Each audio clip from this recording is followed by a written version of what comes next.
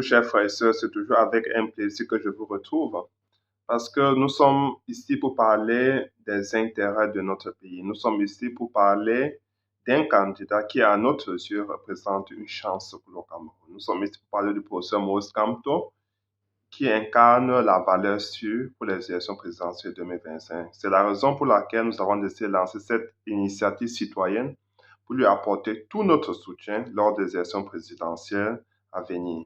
Et donc, chers frères et sœurs, content que vous êtes en train de nous rejoindre sur ce terrain pour davantage partager avec l'opinion camerounaise de projets de gouvernement de professeur Maurice Kamto, et aussi détailler en quelque sorte même sa vision panafricaniste.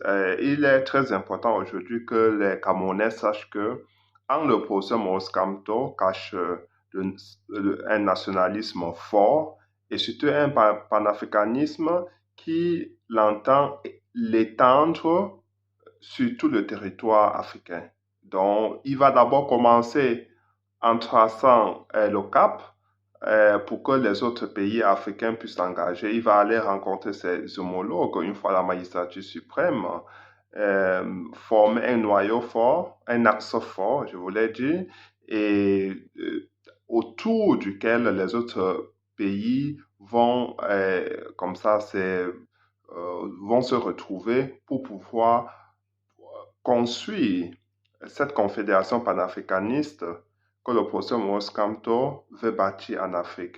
C'est une vision qui n'est pas d'aujourd'hui. Il le dit lui-même, le professeur Maurice Kamto, mais il sera le tout premier président en Afrique centrale de pouvoir le faire et en Afrique en général. Vous savez, l'Afrique centrale souffre d'une absence criarde de leadership. Sous le régime Biya, vous avez constaté vous-même, les Camerounais ont été chassés de la Guinée équatoriale à plusieurs reprises, maltraités, et même au Gabon. Donc, l'intégration sous-régionale n'est pas juste théorique, mais rien ne se voit, rien n'est effectif sur le terrain. Il n'y a pas la circulation des biens et des personnes. Donc, ils ont juste un passeport, mais c'est juste une construction euh, c'est juste une vue de l'esprit que l'intégration sous-régionale est effective. Il n'en est rien, chers frères et sœurs. Monsieur Biya, l'absence de Monsieur Biya dans la diplomatie camerounaise a causé beaucoup de tort à l'image des Camerounais. L'image des Camerounais qui, une fois sur Amadou Ahidjo, était euh, une image fraternelle, le Cameroun était considéré comme l'un des pays phares de la sous-région. Et d'ailleurs, la bourse des valeurs devait s'implanter à Douala, c'était connu de tous, mais M. Biya, par son absence légendaire, par son manque de vision et aussi par sa paresse, il n'a pas voulu participer le plus souvent aux assises des pays de la sous-région. Il a préféré aller toujours en Occident quand il y avait des rencontres avec les présidents français parce qu'il savait que c'est là-bas qu'il tirait sa légitimité et il n'a jamais la légitimité populaire. Et c'est la raison pour laquelle, durant ces années, en 40 ans, M. Biya s'est démarqué des autres pays par son absence. Il n'a pas voulu que les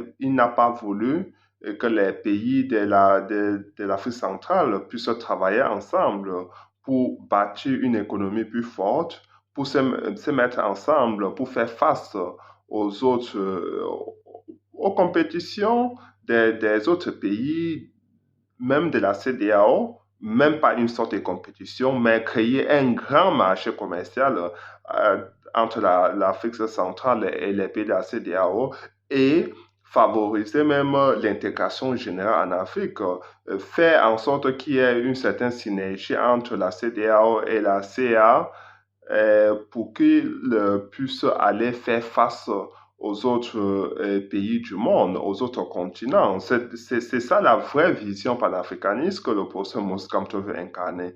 Je vous ai parlé notamment du franc CFA, comme il entend sortir du franc CFA, il a toujours dit. Au départ, il pensait que les Africains comprendraient quand il disait quand il utilisait des mots plutôt négatifs pour décrire le français. Mais les Africains aiment les effets d'annonce, ils aiment bavarder et ils disent toujours à l'ennemi ce qu'ils sont en train de concocter et après, ils sont surpris qu'ils n'arrivent jamais à rien réaliser.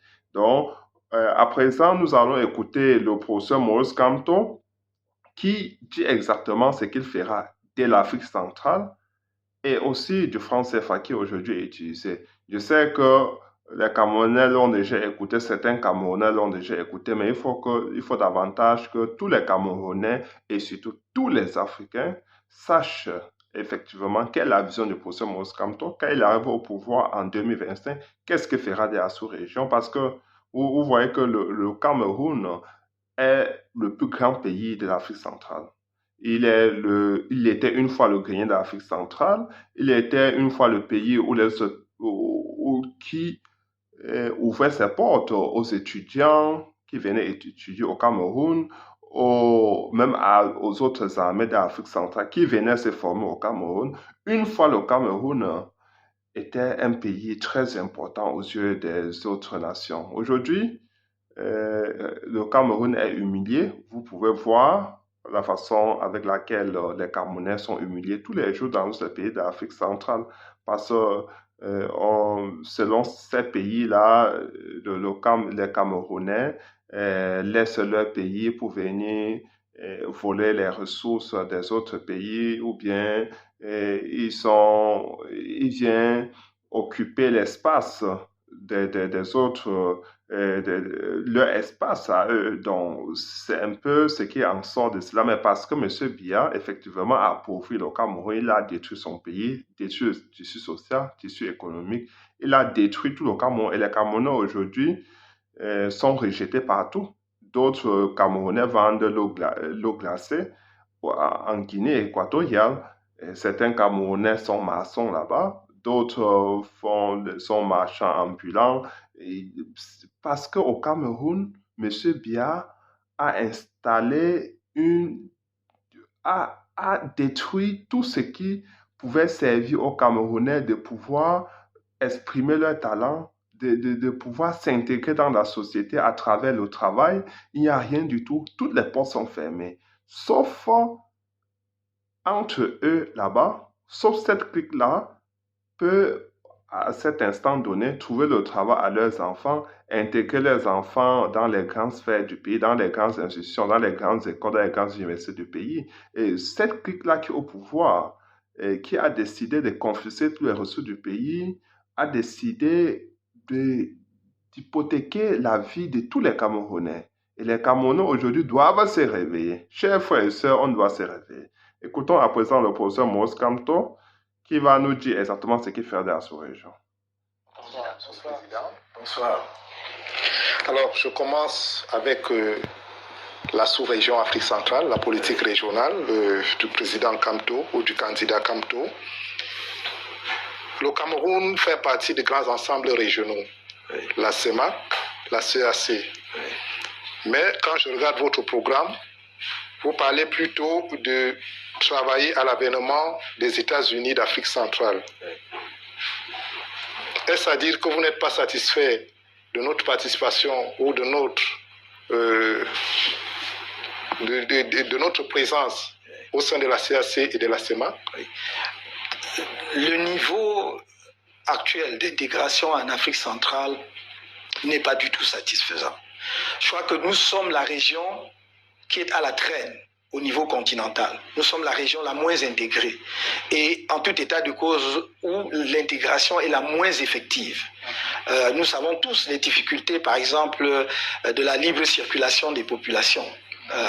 Et donc, nous sommes également dans une région où lorsque vous prenez la population cumulée de l'ensemble des 6 États de la CEMAC, nous dépassons à peine nous atteignons à peine les 50 millions. C'est faible. Lorsque nous avons, par exemple, pour le Cameroun, notre voisin de l'Ouest, c'est-à-dire le Nigeria, qui à lui seul avoisine les 200 millions d'habitants.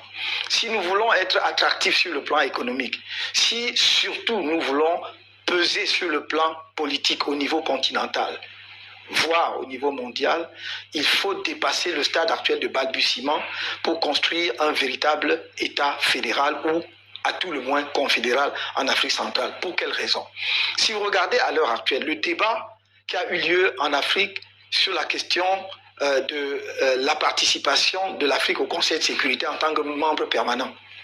Quelles sont les régions qui sont visées? On parle de l'Afrique du Sud, on parle de l'Éthiopie, on parle de l'Algérie, du Nigeria et de l'Algérie, de l'Égypte. 5 pays. Aucun pays de l'Afrique centrale n'est mentionné et de toute façon n'a la taille pour pouvoir entrer dans la compétition. Si nous constituons un tel État en Afrique centrale, la dimension géographique, la population qui ne sera pas aussi nombreuse par exemple que celle des autres pays que j'ai cités, mais elle sera déjà proche de celle de l'Afrique du Sud. Et le potentiel du développement nous permettront effectivement de pouvoir revendiquer également une telle présence. Je voudrais aussi ajouter que la dynamique économique, les synergies pour booster l'économie de l'ensemble de la zone seront beaucoup plus grandes parce qu'on éviterait les doublons que l'on voit à l'heure actuelle, investissement dans la filière bois au Gabon, nous voulons développer notre filière bois, etc. Voilà les raisons. Alors, comment vous structurez ces États-Unis d'Afrique centrale pour nous donner à peu près le contenu, les grandes lignes de ces États-là? Oui. Si mon idée trouvait un écho auprès des homologues de l'Afrique centrale, idéalement, je souhaiterais qu'on aille directement au fédéralisme. Vraiment un État où les États-Unis de l'Afrique centrale rêvent de Barthélemy Boganda de Centrafrique. Donc ce n'est pas quelque chose à laquelle j'ai été le premier à penser, mais je crois que c'est important. Donc on pourrait faire un référendum, on pourrait... Les dirigeants des 6 pays de la CEMAC pourraient se retrouver, établir un calendrier d'information et de sensibilisation des populations des différents pays et faire un référendum pour dire est-ce que vous voulez justement que les 6 États de l'Afrique centrale deviennent un seul État sous la forme fédérale ou confédérale, et on verrait. Et on pourrait aussi dans ce référendum apprécier les résultats par pays pour que si les populations d'un pays majoritairement n'ont pas voté en faveur, que ce pays ne soit pas obligé d'intégrer la fédération. Mais mon idée est que même si on doit démarrer à 2, il faut démarrer à 2. Il faut peut-être un axe à développer, voilà, un axe fort et intégrer les autres progressivement. Exactement. Mais juste un petit mot. Là aussi, il faut mettre la jeunesse en avant. Quand j'ai dit qu'il fallait très rapidement susciter en Afrique centrale un mouvement des jeunes fédéralistes de l'Afrique centrale, c'est parce que c'est un projet immense et de longue haleine. Donc il faut que ce projet ensuite soit porté et relayé par la jeunesse d'aujourd'hui. Et pour cela, il faut qu'elle soit consciente. Parce que le problème vient de ce que nous n'expliquons pas suffisamment à nos populations. Les populations de l'Afrique centrale ne sont pas impliquées dans l'intégration. Elles savent pas ce que c'est que la CEMAC. C'est pas leur problème. Mais si on leur fait comprendre que leur destin, l'amélioration de leurs conditions de vie, l'avenir de leur progéniture dépend aussi de notre capacité à nous organiser à ce niveau-là, je crois qu'une dynamique se mettra en œuvre. Alors, les goulots d'étranglement que la zone CEMAC traverse actuellement sont connus. Vous aviez justement parlé des égoïsmes nationaux avec cette libre circulation des personnes qui n'est pas effective. Comment vous entendez convaincre vos pairs? Oui. Au-delà de vos pairs, comment vous entendez contourner ces obstacles qui sont, je veux être honnête, qui ne datent pas d'aujourd'hui, qui datent des années 60, je veux dire à l'aube des indépendances, ce qui, en un mandat de 7 ans, risque de ne pas se réaliser. Comment vous entendez procéder? On ne règle pas tout en un mandat. Il y a des objectifs qui sont au-delà d'un mandat, mais qu'un mandat doit, j'allais dire, mettre en route. Donc, déclencher le processus qui peut permettre d'atteindre cela. Songez que lorsque l'on construisait, puisque nous sommes proches de l'Europe et que nous avons l'habitude de citer leurs exemples, quand on construisait la communauté économique européenne, c'était d'abord la communauté économique du charbon et de l'acier, c'était la CECA. Donc ça a commencé entre la France et l'Allemagne, parce qu'on disait il ne faut plus jamais de guerre entre la France et l'Allemagne. Donc on a fait une communauté au départ à deux, qui était l'axe fort, et très rapidement ça s'est étendu au Luxembourg et tout ça, et c'est 6. Donc c'est ça, c'est pas en un seul mandat que cela a été fait. Mais le rêve, l'horizon était là. Et notre ambition, c'est de justement susciter ce rêve, de montrer cet horizon qui est en fait l'avenir de notre région, l'avenir de la jeunesse de l'Afrique centrale. Qu'est-ce qu'on va faire? On ne peut pas faire les miracles. Il y a en fait des obstacles qui sont liés à notre perception, les perceptions nationales de notre avenir. Chaque pays dit oh, j'ai assez de ressources, donc les étrangers, les voisins qui viennent, c'est pour nous piquer nos ressources. Il faut leur dire, c'est une erreur. Parce que l'étranger qui vient vous enrichit toujours. En réalité, on croit que l'étranger vient pour prendre, mais il donne aussi. Non seulement parce qu'il contribue à la production de la richesse nationale, mais souvent il a un savoir-faire que les locaux n'ont pas. Et il va le transmettre sans d'ailleurs que l'on passe par l'école. Donc c'est tout cela. Et mon avis, c'est que on n'a pas expliqué aux populations de notre sous-région, par exemple, comparé à l'Afrique de l'Ouest. En Afrique de l'Ouest, les citoyens des pays de l'Afrique de l'Ouest savent ce que c'est que l'intégration régionale pour eux, parce qu'ils pratiquent ça au quotidien. En Afrique centrale, ce n'est pas le cas. Alors, une autre question liée à Donc, vous avez compris, chers frères et sœurs, l'absence de leadership en Afrique centrale. C'est ça la cause de tout ce qui se passe, que les Camerounais sont chassés en Guinée équatoriale, au Gabon, parce qu'il n'y a pas de leadership. Il n'y a pas quelqu'un qui explique le contenu des dispositions de cette organisation. Monsieur Biya a toujours été absent. On a besoin d'un président dynamique, actif, qui va rassembler tous ces pays africains-là pour qu'ils aillent à la conquête du monde. Réunis ensemble, nous serons quelques 60 millions d'intelligence. Nous allons nous mettre ensemble, coopérer ensemble. Il faut une vraie coopération universitaire, dans la recherche, dans l'armée, en économie, en tout.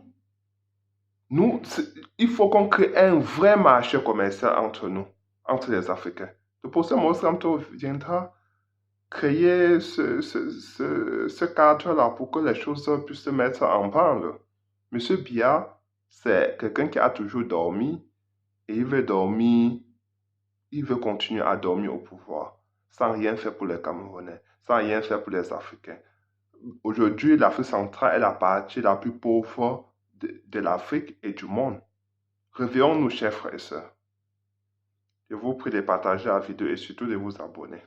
Bonne soirée, ciao.